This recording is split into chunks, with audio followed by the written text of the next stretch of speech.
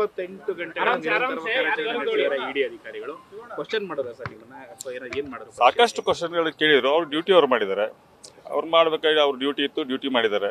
ಯಾಕಂದ್ರೆ ಇದು ನಡೆಯುವಂಥದ್ದು ಹಿಂದಿನ ಕೈಗಳೇ ಬೇರೆ. ಯಾಕಂದ್ರೆ ನಮಗಾಗಲೇ ಯಾವ ಕೇಸ್ ಹಾಕ್ಬೇಕು ಎಲ್ಲ ಕೇಸು ಹಾಕಿ ಮುಗಿಸಿದ್ರು ನಮ್ಮ ಮೇಲೆ. ಇದೆಲ್ಲ ಹಿಂದೆ ರಾಜಕೀಯ ಷಡ್ಯಂತ್ರ ಇದಷ್ಟು. ಇಂಥ ಸತ್ಯಮೇವ ಜಯತೆ ಅನ್ನೋದೊಂದು ಇರುತ್ತಲ್ಲ, ಸತ್ಯ ಯಾವತ್ತಿದ್ರು ಸತ್ಯ ಆಗೋದೆ. ಅವ್ರು ಇಷ್ಟು ಮಾಡಿದ್ರು ಕೂಡ ನನ್ನ ಮನೆಯೊಳಗೆ ಒಂದು 1.5 ಲಕ್ಷ ರೂಪಾಯಿ ಇದ್ದು ಹುಡುಕಿದ್ರು, ಎಲ್ಲ ಹುಡ್ಕೊಂಡ್ರು. ಇಲ್ಲ ತೊಗೊಳ್ಳಿಲ್ಲ, ನನ್ನ ಏನು ಯಾವುದು ರಿಕವರಿ ಮಾಡಿಲ್ಲ. ಯಾಕಂದ್ರೆ ನನ್ನ ಹತ್ರ ಅಂಥ ಡಾಕ್ಯುಮೆಂಟ್ಸ್ ಇಲ್ಲ. ನಾನು ಯಾವ ದೊಡ್ಡ ಬಿಸ್ನೆಸ್ಸು, ನಾನು ಏನು ದೊಡ್ಡ ಬಿಸ್ನೆಸ್, ಪ್ಯೂರ್ಲಿ ಅಗ್ರಿಕಲ್ಚರಿಸ್ಟ್. ನಾವು ಅಗ್ರಿಕಲ್ಚರ್ ಬಿಟ್ಟರೆ ಇವತ್ತು ನನ್ನ ಜೀವನದಾಗ ಇನ್ನೊಂದು ಉದ್ಯೋಗ ನನಗೆ ಯಾವುದೂ ಗೊತ್ತಿಲ್ಲ. ಯಾವ ಗಂಟೆಗಳ ಶೋಧ ಕಾರ್ಯಾಚರಣೆ ಮಾಡಿದ್ದಾರೆ ಮನೆ ಒಳಗಡೆ ಅಂದ್ರೆ ಸುಮ್ಮನೆ ನಾರ್ಮಲ್ ಆಗಿ ಏನು ಸಿಕ್ಲಿಲ್ಲ ಅಂದ್ರೆ 2 ಅವರ್ 3 ಅವರ್ ಹೊರಟ್ಬಿಡ್ಬೋದು. ಬಟ್ 24 ಅವರ್ಸ್ ಮಾಡಿದ್ದಾರೆ. ಅವ್ರಿಗೆ ಏನೇನು ಬೇಕಾಗಿತ್ತು, ಏನು ಹುಡುಕ್ಬೇಕಾಗಿತ್ತು ಎಲ್ಲ ಹುಡುಕಿದ್ರು.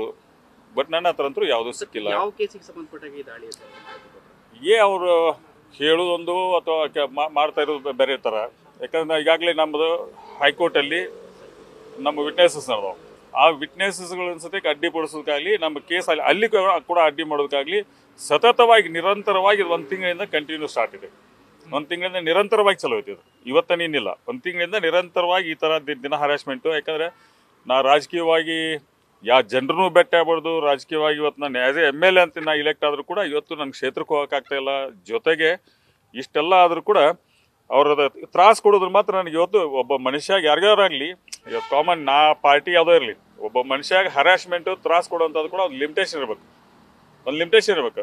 ಜೀವನದಾಗ ನಮ್ಮ ಅಧಿಕಾರ ಐತೆ ಅಂತೇಳಿ ಅಧಿಕಾರನ ಇಂಥದಕ್ಕಾಗಿ ಉಪಯೋಗಿಸ್ಕೊಳ್ಳುವಂಥದ್ದು ಇದು ಭಾಳ ನಿಜವಾಗಿಯೂ ನೋವಾಗುತ್ತೆ. ನಮ್ಮ ದೇಶದಲ್ಲಿ ಈ ಥರ ನಡೆಯುವಂಥದ್ದು ನೋಡಿದಾಗ ಭಾಳ ನೋವಿನ ಸಂಗತಿ ಇದು.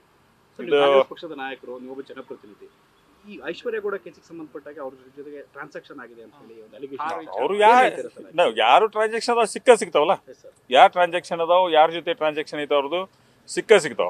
ಯಾಕಂದ್ರೆ ಸತ್ಯ ಹೊರಗೆ ಬರಬೇಕು. ಅವ್ರ ಹಸ್ಬೆಂಡ್ ವೆಹಿಕಲ್ ಒಂದು ಬೆನ್ಸ್ ಕಾರ್ ಅವರ ಹಸ್ಬೆಂಡ್ ಹೆಸರಿನಲ್ಲಿ ವೆಹಿಕಲ್ ಒಂದು ಸಲ ಏನಾಗಿತ್ತು, ಅವರು ನಮ್ಮ ಕೊಲ್ಲಾಪುರ ಹೋಗಿದ್ರು. ಅವರು ಕೊಲ್ಲಾಪುರ ಹೋದಂಥ ಲಕ್ಷ್ಮೀ ಟೆಂಪಲ್ಗೆ ಹೋಗಿನಿ ಅಂತ ಹೇಳಿದ್ರು. ನಾವಿಲ್ಲ, ಅಲ್ಲಿಂದ ಫ್ಲೈಟಿಂದ ಹೊಂಟೀವಿ, ಆ ಕಾರ್ಲಿ ಬಿಟ್ಟು ಹೋಗಿರ್ತೀವಿ, ನೆಕ್ಸ್ಟ್ ವೀಕ್ನಾಗ ಬಂದು ತೊಗೊಂಡು ಹೋಗ್ತೀವಿ ಅಂತ ಹೇಳಿದ್ರು. ನಮ್ಮ ಡೇರಿ ಒಳಗೇನೋ ಬಿಟ್ಟು ಹೋಗಿದ್ರಂತೆ. ನನಗದು ನೆನಪೂ ಇಲ್ಲ.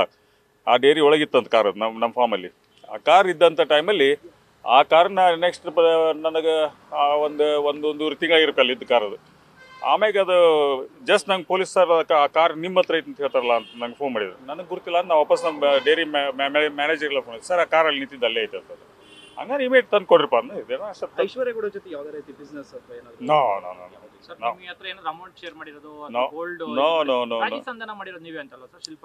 ಇಲ್ಲ, ಶಿಲ್ಪಾ ಗೌಡ ಅಲ್ಲ, ಶಿಲ್ಪಾ ಗೌಡ ಗುರುತಿಲ್ದಂಗೆ ಯಾರು ಅಂತೇಳಿ ಇನ್ನೊಬ್ಬರು ಮಂಜುಳಾ ಪಾಟೀಲ್ ಅಂತೇಳಿ ಎಲ್ಲ ನಮ್ಮ ಕೆಲವು ಮಂದಿ ಮಿನಿಸ್ಟರ್ಗಳು ನಂಗೆ ಫೋನ್ ಮಾಡಿದ್ರು. ಇಲ್ಲ ಅವ್ರಿಗೆ ವಿನಯ ನಿಮ್ಗೆ ಪರಿಚಯ ಇದ್ರೆ ಸಹಾಯ ಮಾಡು ಅಂತಂದ್ರು.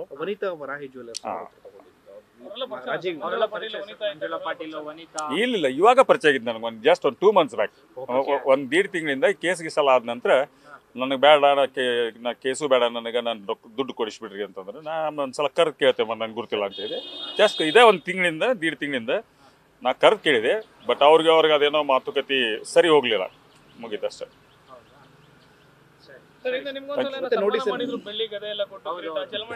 ಬೆಳ್ಳಿಗದಲ್ಲ, ನಾನು ಬರ್ಡೇ ಟೈಮಲ್ಲಿ ಏನೋ ಒಂದು ಬರ್ಡೇ ಟೈಮಲ್ಲಿ ನನಗೆ ಬಂದು ಸನ್ಮಾನ ಮಾಡಿದ್ದು ಅದೊಂದು ಫೋಟೋ ಇದೆ.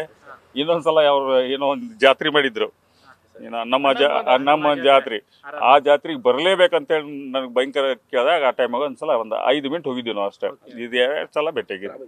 ಐಶ್ವರ್ಯ ಗೌಡ ಬಗ್ಗೆ ನೀವೇನು ಹೇಳ್ತೀರಾ ಸರ್ ಫೈನಲ್ ಆಗಿ? ಯಾಕಂತ ನೋಡ್ರಿ, ಯಾರೋ ಆಗಲಿ, ಐಶ್ವರ್ಯ ಆಗಲಿ, ಅವ್ರ ಜಾಗದಾಗ ನಾವು ಯಾರೋ ಇರಲಿ, ಬಟ್ ಜನರಿಗೆ ಈ ಥರ ಮೋಸ ಮಾಡುವಂಥದ್ದಾಗಲಿ, ಜನರಿಗೆ ಈ ಥರ ವಂಚನೆ ಆಗುವಂಥದ್ದಲ್ಲಿ ಇದು ಒಳ್ಳೆ ಸಮಾಜಕ್ಕೆ ಒಳ್ಳೇದಲ್ಲ. ಇಂಥ ಕೆಲಸ ಯಾರು ಮಾಡಿದ್ರು ಕೂಡ ಯಾರು ಸಹಿಸ್ಕೊಳ್ಳಂಗಿಲ್ಲ. ಇಲ್ಲ ನೋ 24 ಗಂಟೆ ಶೋಧ ಕಾರ್ಯಾಚರಣೆ ಮಾಡ್ಯಾರ. ಬಟ್ ನನ್ನ ಮನೆಗೆ ಏನೂ ಸಿಕ್ಕಿಲ್ಲ. ನನ್ನಿಂದ ಏನೂ ಅವ್ರ ಕಡೆ ಅವ್ರಿಗೆ ಯಾವ ಅಂಥವು ದಾಖಲಾತಿಗಳು ಏನಿಲ್ಲ. ಹಾಗಾಗಿ ಅವ್ರ ಡ್ಯೂಟಿ ಅವ್ರು ಮಾಡ್ಯಾರ, ಮಾಡಿ ಹೋಗ್ಯಾರ.